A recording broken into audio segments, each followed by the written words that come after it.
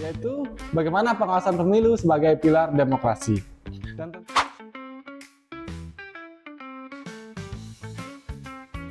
anak-anak muda itu jangan berpikir bahwa pemilu itu tuh hidupku gini-gini aja.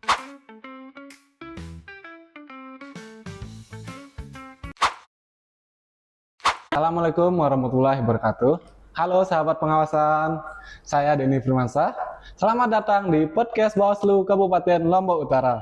Podcast yang hadir sebagai ruang diskusi dan edukasi. Episode kali ini kita akan membahas tema yang sangat penting, yaitu bagaimana pengawasan pemilu sebagai pilar demokrasi.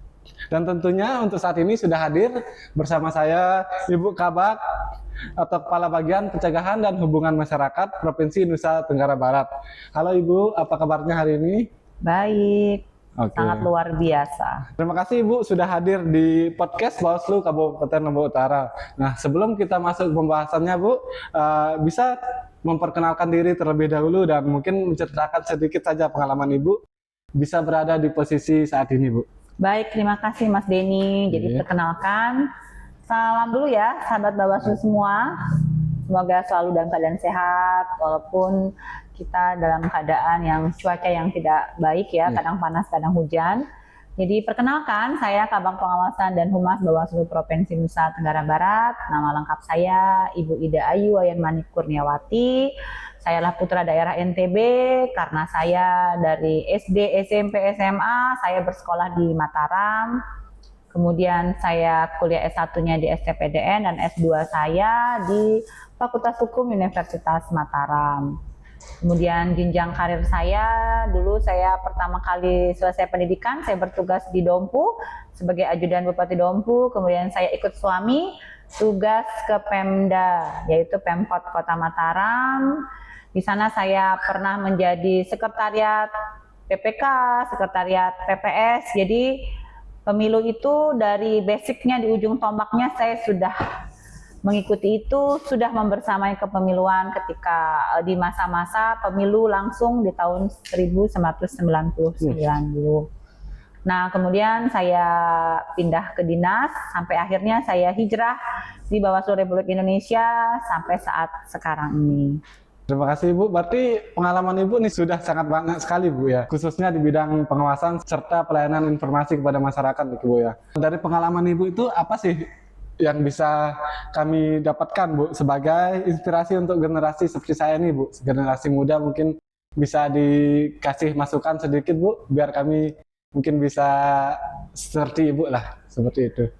Baik, ketika dulu tesis saya itu tentang sengketa pemilu kada. Jadi seperti dunia mendukung saya bahwa saya harus menjadi seorang pengawas pemilu. Jadi ibaratnya anak-anak muda itu jangan berpikir bahwa pemilu itu tuh hidupku gini-gini aja. Ngapain sih harus memilih? Jangan seperti itu. Karena anak muda satu suara itu sangat berarti. Jadi jangan sampai perilaku politik kita itu malah menurun. Anak-anak muda jangan apatis, jangan cuek.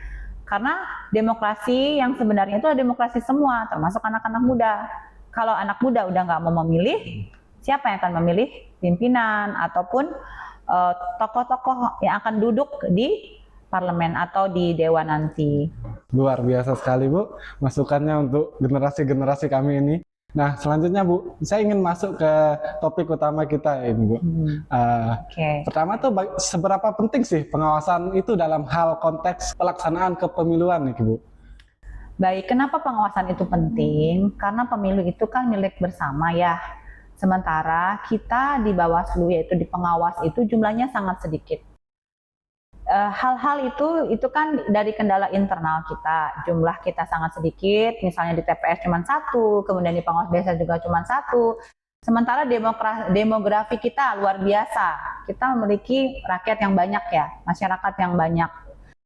Kemudian kita juga dari eksternalnya itu geografi, kita mempunyai daerah-daerah yang banyak juga yang nggak bisa diakses, ibaratnya susah diakses langsung, misalnya jalan-jalan, jembatan, ada yang sampai nyebrang pulau, di atas gunung, di atas bukit, itu semua harus kita kawal hak pilihnya. Ya, tidak ada satu orang pun warga Indonesia yang harus kehilangan hak pilihnya karena tidak diawasi, keberadaan dia, mungkin dari segi administrasinya dia, udah nggak dia terdata sebagai penduduknya, sudah nggak punya surat-surat dan sebagainya, itu benar-benar harus kita kawal.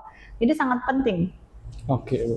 Berarti dalam hal pengawasan ini, Bu, banyak sekali tantangan yang saya dengar dari Ibu ya. Mungkin dari pengalaman Ibu nih, gimana sih cara menyikapi tantangan-tantangan seperti itu, Bu? Mungkin bisa dikasih saran atau solusi, Bu, mungkin untuk kedepannya, Bu. Ya, itu kan istilahnya tantangannya adalah mengubah perilaku ya. Mengubah perilaku masyarakat itu tidak semudah membalik telapak tangan ataupun harus jadi hari itu merubah, tidak bisa. Bawaslu bukan hanya bekerja saat pemilu saja, karena mengubah perilaku masyarakat itu harus menerus, continue, dan tidak boleh putus dalam setiap generasi. Misalnya kita sekarang memberikan sosialisasi kepada pemilih pemula, dia akan terus berlanjut sampai seterusnya. Jadi seperti itu. Jadi pengawasan itu bukan hanya mengawasi di saat pemilu, tapi bagaimana kita melakukan pencegahan, melakukan sosialisasi, melakukan pengawasan kepada semua stakeholder maupun ke semua kelompok-kelompok masyarakat yang ada. Untuk apa? Supaya tertanam mereka bahwa perilaku politik yang baik itu harus mereka tahu sejak dini, seperti itu. Luar biasa. Berarti intinya pengawasan itu bukan hanya tentang mencari pelanggaran, Bu ya, tetapi iya, bagaimana pasti kita mencegah untuk terjadinya pelanggaran itu sendiri. Selanjutnya, Bu, dalam upaya pencegahan nih, Bu, kan Ibu sebagai Kabag Pencegahan serta Hubungan Masyarakat, mungkin bisa dijelaskan sedikit, Bu, apa sih saja bentuk pengawasan dalam bentuk pencegahan ini, Bu? Ya, paradigma kita kan bergeser ya. Jadi kalau dulu kita tuh tindak gitu kan, kalau sekarang tuh cegah. Pencegahan itu yang paling utama ya. Karena kan masyarakat itu nggak berbeda dengan masyarakat yang sekarang, mungkin yang agak takut, segan itu tidak. Masyarakat sekarang sangat kreatif, masyarakat kita sangat kritis dengan suatu keadaan. Jadi bagaimana kita merubah sikap mereka ya dengan cara-cara, misalnya dari lingkungan diri sendiri dulu ya, lakukan sosialisasi ke diri sendiri, mungkin ke keluarganya, orang-orang terdekatnya, komunitasnya ya, baru ke kelompok-kelompok mungkin yang lebih besar. Itu dari diri kita sendiri dulu. Caranya adalah dari internal kita. Dari internal kita baru kita turun ke kelompok-kelompok masyarakat, termasuk ke keluarga. Yang paling utama adalah keluarga dulu. Bagaimana kita memberitahu kepada anggota keluarga kita, Bapak Ibu jangan dengerin tuh ada berita hoax seperti ini. Adek, nanti kalau milih, kalau ada yang ngasih uang jangan diterima ya, seperti itu kan. Jadi benar-benar kita mulai dari basic dulu, seperti itu. Ya, berarti dalam hal pencegahan ini atau pengawasan itu bukan hanya menjadi ranah Bawaslu, Bu ya, tetapi mempunyai peran masyarakat juga sangat penting dalam hal itu. Seperti yang Ibu jelaskan, mungkin bentuk-bentuknya seperti dari hal dalam dulu. Nah, untuk masyarakat luas mungkin ketika terjadinya pelanggaran lah untuk dalam pencegahan, apa saja yang bisa dilakukan gitu, Bu? Khususnya dalam apabila ada pelanggaran gitu, Bu. Nah, jadi gini, kalau Bawaslu itu dia kan punya aturan. Ketika terjadi pelanggaran, Bawaslu tidak bekerja sendiri. Jadi di situ ada Gakumdu, penegakan hukum terpadu. Di situ ada kejaksaan, ada kepolisian. Nah, masyarakat bersama Bawaslu itu adalah pengawas partisipatif. Masyarakat yang ada membantu kita apabila ada pelanggaran, masyarakat tugasnya adalah melaporkannya kepada Bawaslu atau pengawas-pengawas yang ada di dekat mereka. Misalnya kalau di TPS, pengawas kelurahan, pengawas desa, pengawas kecamatan, sampai berjenjang ke tingkat provinsi atau pusat, atau melalui media sosial atau kontak person ya, atau kontak WA di setiap lembaga pengawas tersebut. Jadi ada prosedur-prosedur yang harus dilakukan, bukan langsung melapor kemudian ditangani atau ditindaklanjuti, pasti ada proses karena di situ ada Gakumdu tadi. Kalau memang bukti-buktinya ada, segala macam ada, itu bisa sampai dilakukannya suatu tindakan, baik itu pidana, administrasi maupun dia sebagai seorang ASN mungkin dia akan dilaporkan kepada komisi ASN seperti itu. Baik, Bu. Berarti dalam hal pengawasan ini tidak selain Bawaslu berarti harus berkolaborasi juga dengan masyarakat, berarti. Oh, tentu saja, karena itulah pengawasan partisipatif. Tanpa masyarakat, Bawaslu tidak ada apa-apanya ya. Nah, bagaimana sih cara menyikapi itu, Bu? Biasa kan generasi muda seperti saya, banyak kan kita skeptis dalam hal pemilu atau Kurang empati lah ya. Kurang empati. Bagaimana Iya. cara kita menyikapi untuk generasi muda ini, Bu? Nah, betul. Mungkin bisa dikasih saran gitu. Jadi kalau generasi muda, kalau berpikir itu tidak empati, berpikir cuek, bagaimana kan memilih pemimpin? Banyak loh sekarang pemimpin-pemimpin muda yang memiliki kinerja baik, memiliki pandangan-pandangan yang visioner, membangun bangsa, membangun negara itu bagus. Nah, kalau tidak ada yang memilih, apa yang akan terjadi? Yang ada pemimpin yang terpilih malah jumlah kemenangannya dia itu masih kalah dengan jumlah yang golput.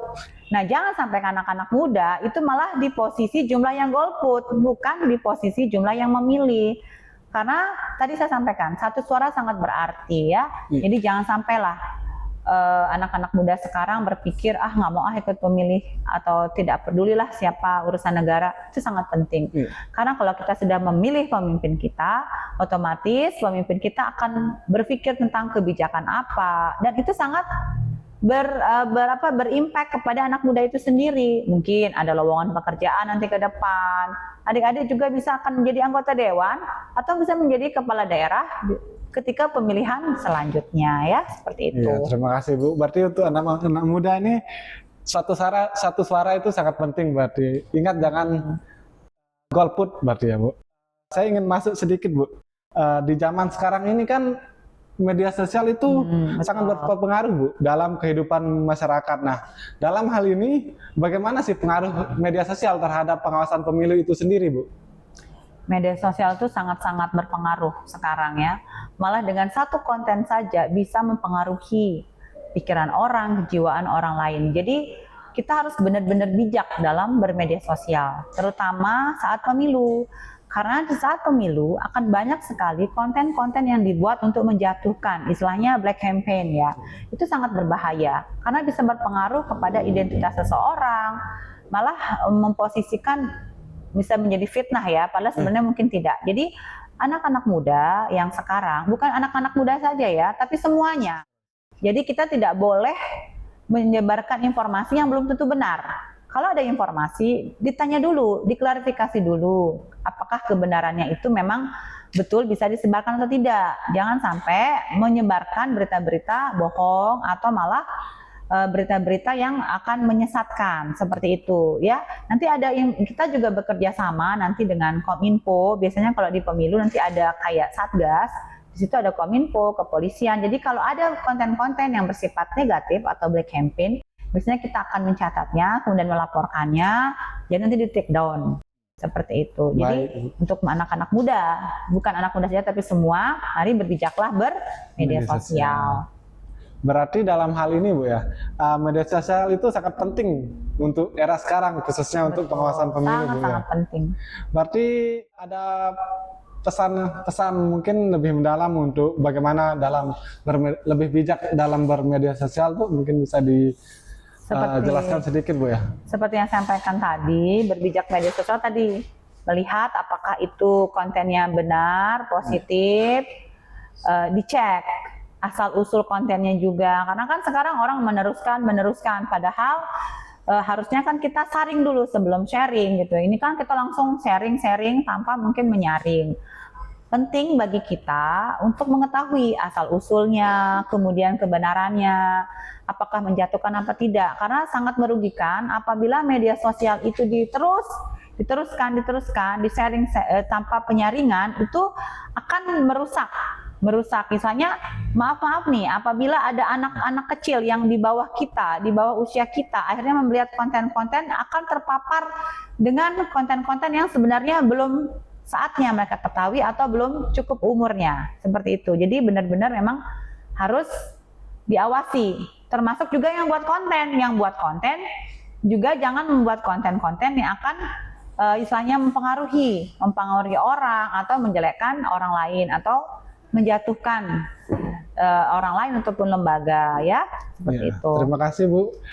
Berarti dalam hal ini sangat penting kita menjaga literasi digital berarti maksudnya Bu ya. luar biasa sekali Bu untuk pembahasan kita pada hari ini, bahwa kita belajar pengawasan pemilu bukan hanya tugas Bawaslu tetapi juga menjadi tanggung jawab bersama demi menjaga demokrasi yang jujur dan adil. Terima kasih kepada Ibu Kabak Ida Wayan Manik Kurniawati, SSTP MH, atas waktu dan ilmu yang telah dibagikan di podcast Bawaslu Kabupaten Lombok Utara. Sebagai penutup, mungkin ada bisa saran-saran atau masukan nih untuk podcast kita pada hari ini, Bu? Closing statement Atau kasih closing statement, Bu, seperti itu.